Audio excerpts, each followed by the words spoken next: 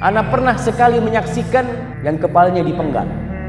Itu kita nonton semua ya. Biasa mahasiswa baru datang kepingin nonton, semua ada di depan. Pengalaman yang saya pernah lihat sendiri di Saudi. Kan ada Maktabah Malik Abdul Aziz, perpustakaan Raja Abdul Aziz. Di sebelahnya ada lapangan luas. Di situ teman-teman sekalian, kalau hari Jumat kalau ada kisos maka akan ada polisi berdiri pagar betis buat lingkaran. Di luar lingkaran tersebut ada orang yang akan menonton kisos di dalam. Pernah kalian tengok hukum pancung? Saya pernah melihat dengan mata kepala saya sendiri. Di Jeddah, tempatnya setinggi lutut, lebar. Nama masjidnya Masjid Kisos. Masjid apa namanya? Kisos. Al-Gojonya membawa pedang panjang. Assalamualaikum warahmatullahi wabarakatuh, sahabat Aswaja. Arab Saudi dikenal sebagai negara Islam yang makmur dan tegas dalam menegakkan hukum Islam. Di antaranya yaitu kisos bagi pelaku pembunuhan dan hudud bagi pelaku pencurian dan lainnya. Mungkin banyak dari kita yang sudah pernah melihat penerapan hukum Islam tersebut di Arab Saudi melalui media sosial. Namun untuk melihat langsung proses hukum Islam di lapangan, sepertinya butuh keberanian lebih. Sebab banyak dari keterangan saksi yang melihat langsung proses hukum tersebut, dirinya seketika ada yang pingsan, ada pula yang ketakutan dan lemas hingga tak nafsu makan. Namun itulah salah satu tujuan dari hukum Islam, memberikan keadilan bagi pihak yang dirugikan dan memberikan efek jera bagi orang-orang yang ada di wilayah tersebut. Di antaranya ada Ustadz Abdul Somad yang dirinya pernah melihat langsung ketika proses hukum kisos dilaksanakan oleh otoritas Saudi. Pernah kalian tengok hukum pancung? Saya pernah melihat dengan mata kepala saya sendiri. Di Jeddah, tempatnya setinggi lutut, lebar. Nama masjidnya Masjid Kisos. Masjid apa namanya? Kisos. Al-Gojonya membawa pedang panjang. Yang pertama, pembawa narkoba dari Nigeria. Dibuka kancing bajunya, buka ke belakang. Saya buka karena kepanasan. Buka. Duduknya macam duduk tasyahud, lalu dipancung kepalanya. Putus, keluar darah menyembur macam air dari keran, berserak darah. Saya tengok dengan mata. Kenapa Ustaz tak rekam? HP saya jadul. Lalu kemudian datang pemadam, disemprot darah, bersih. Jenazah masuk ke dalam ambulan. Yang kedua, pembawa narkoba dari Pakistan. Pertama Nigeria, kedua Pakistan, pancung lagi. Yang ketiga, pembunuh. Jadi dalam Islam, pembunuh pancung, pembawa narkoba pancung, pelaku homoseksual pancung. Maka salah satu menyembuhkan orang ini dengan terapi. Karena menengok darah keluar kepala putus bergelinding, itu efeknya luar biasa. 2 hari saya tak makan, lemas. Naik taksi pulang ke hotel, supir taksinya dari Yaman nanya, "Enta menen, where are you?" Tadi dari pemotongan. "Ente berani nengok?" Saya tengok. "Berapa kepala?" 3 kepala. "Saya sudah tinggal di Jeddah 10 tahun. Sekalipun gak berani nengok," kata dia. "Kok berani sekali kamu?" "Saya ngetes saja. Andai Pak Wakapolda dengan Pak Imam mengajak saya ke Jeddah, 'Ustaz, ayo kita pergi ke Jeddah nengok kisos, tiket saya ganti bayar.' "Terima kasih Pak." Lalu ada juga Ustadz Syafiq Basalamah yang turut menceritakan pengalamannya saat melihat langsung proses hukum kisos dilaksanakan di depan umum. Ana pernah sekali menyaksikan seorang pemerkosa yang kepalanya dipenggal, dihukum ta'zir. Itu kita nonton semua ya. Biasa mahasiswa baru datang kepingin nonton, semua ada di depan. Ketika didatangkan orang itu mau dipenggal, banyak yang mundur. Nah, ketika dipenggal, subhanallah, banyak yang pingsan. Jatuh. Dan ana rasakan ketika Allah mengatakan walakum fil qisasi hayatun ya ulil albab, ada kehidupan dengan mempraktikkan qisas ya. Salah satunya dengan hukum membunuh itu, orang yang membunuh dibunuh. Itu 3 hari gak enak makan, gak enak tidur. Betul, itu efek jera yang diinginkan dari hukum. Cukup 1 yang dibunuh, 1 cukup dibunuh, gak perlu nanti 3 orang, 4 orang, tidak. Tapi ketika tidak ada efek jera terhadap hukum yang diberikan, maka akan terus banyak yang dibunuh. Terus kenapa? Mereka gak jera. Masalah hukum perzinaan didera di depan orang, sehingga orang, oh ya Allah, malu kata dia, dilihat orang banyak. Mungkin tidak terlalu sakit masalah dideranya, tapi di sini yang Allah inginkan itu bukan masalah sakit di punggung, tapi memberikan efek jera kepada orang-orang agar mereka tidak lagi berzina. Tapi kalau dia sudah menikah, sudah pernah menikah, hukumnya dirajam sampai mati. Waktu kita kuliah di Madinah, ada salah satu teman dari Afrika bertanya, pelajaran fikih waktu itu, Ustaz, kenapa yang membunuh dibunuh, tapi kenapa yang berzina kok dirajam, kok dipotong aja kemaluannya? Saya bisa jawab, ada hadiahnya enggak? Mana panitia ini? Ada hadiah. Nyusul hadiahnya jemaah. Baik.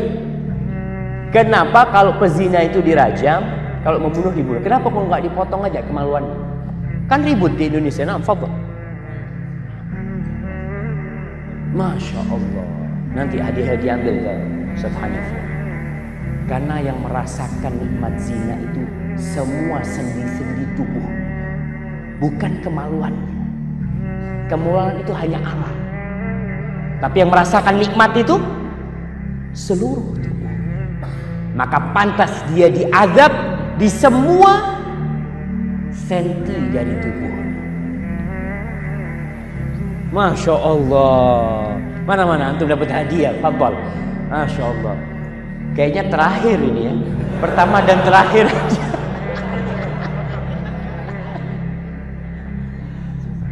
Barakallahu fikum. Masya Allah. Ada lagi masalah. Dan tak ketinggalan, Ustadz Khalid Basalamah yang pernah menimba ilmu di Saudi pun turut menceritakan pengalaman mengenai penerapan hukum qisas di sana. Mereka coba mencari kelemahan-kelemahan Islam. Di antaranya syubhat banyak dilemparkan. Kenapa cerai di tangan laki-laki? Kenapa perempuan disuruh pakai jilbab? Kenapa ini? Kenapa itu? Di antaranya mereka mengatakan adalah Islam ini agama yang keras. Buktinya masa orang kalau buat kriminal mencuri dipotong tangannya, kejam amat. Orang dipenggal lehernya kalau membunuh. Didatangkan isu-isu seperti itu. Dan banyak umat Islam yang terpengaruh dengan ini. Sampai pada saat kita mau bicara, umat Islam mau terapkan syariat Islam, jangan, itu keras. Itu aliran keras tuh.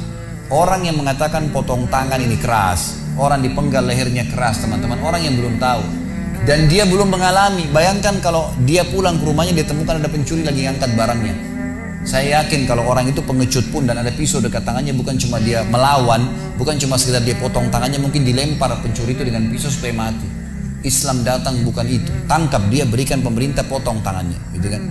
Orang kalau pulang ke rumahnya dia temukan, naudzubillah, keluarganya sudah diperkosa oleh penjahat, dibunuh. Lalu dia dengar siapa yang bunuh, kira-kira apa yang dia lakukan? Bisa tidur malam itu? Gak mungkin. Dia akan cari tahu siapa yang bunuh, walaupun dia pengecut mungkin dia jadi berani, dia melawan perang antara keluarga, antara suku, macam-macam. Islam datang tidak, tangkap, hukum. Baik, bagaimana cara hukumnya? Saya ceritakan pengalaman yang saya pernah lihat sendiri di Saudi. Saudi negara, bukan saya bicara Saudinya, dengan ada kekurangan dan kelebihan, tapi alhamdulillah masih menerapkan hukum Islam, gitu kan. Yang jelas teman-teman sekalian, malam Jumat, setiap malam Jumat, hampir setiap malam Jumat kalau ada memang kisos terjadi, ada pencuri harus dipotong tangannya, ada orang membunuh dipenggal lehernya, maka diiklankan di TV, di radio, di koran. Si fulan telah mencuri, ceritanya kronologisnya begini, dia masuk ke toko emas, dia dicuri, diambil kadarnya sekian, kena ayat Allah, pencuri laki-laki dan perempuan potong tangannya. Baik, Sama dengan membunuh juga begitu. Malam Jumat diiklanin si fulan bin fulan telah membunuh dengan cara memukul kepalanya, menusuk perutnya, diceritakan kronologisnya, gitu kan. Maka kena firman Allah, orang yang membuat kerusakan di muka bumi maka akan dikisos. Baik. Prosesnya adalah malam Jumat diiklanin, besok habis sholat Jumat rame-rame. Kalau di Madinah dulu tempat kami kuliah, itu ada sampai sekarang masih ada. Di sisi kalau tidak salah selatan timurnya Masjid Nabawi, kalau dari belakang ada Maktabah Malik Abdul Aziz, perpustakaan Raja Abdul Aziz. Di sebelahnya ada lapangan luas. Di situ teman-teman sekalian, kalau hari Jumat kalau ada kisos maka akan ada polisi berdiri pagar betis buat lingkaran. Di luar lingkaran tersebut ada orang yang akan menonton kisos. Di dalam lingkaran ada orang yang akan dipotong tangannya, ditaruh di atas meja. Orang itu diikat, kemudian algojunya pegang pisau, pegang pedang maksud saya. Kemudian di situ ada 3 mobil. Ada mobil penjara yang membawa si penjahat ini, ada mobil ambulan yang akan merawat dia setelah dipotong tangannya, tidak dibiarkan mati di situ tentunya. Kemudian ada mobil pengadilan yang buat laporan kepada raja kalau kisah sudah terjadi.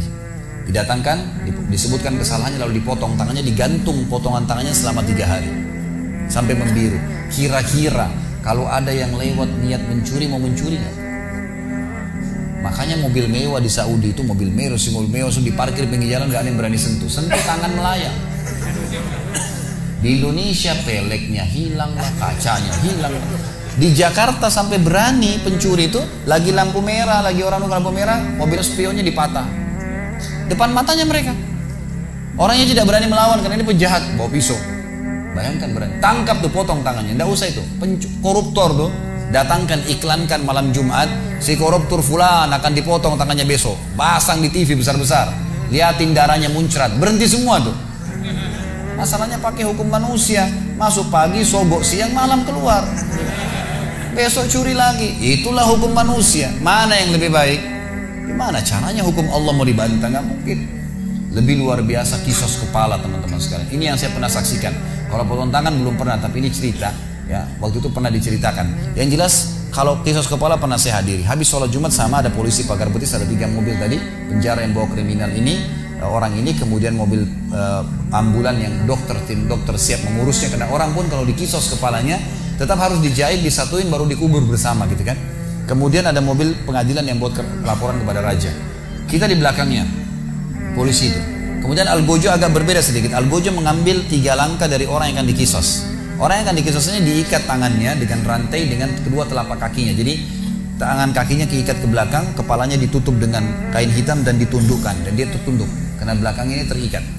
Lalu Algojonya ngambil 3 langkah dari orang yang akan dikisos. 3 langkah. Di sebelah kanannya Algojo itu ada keluarganya orang yang dibunuh. Keluarganya. Algojonya jalan langkah pertama, dia lihat ke sana.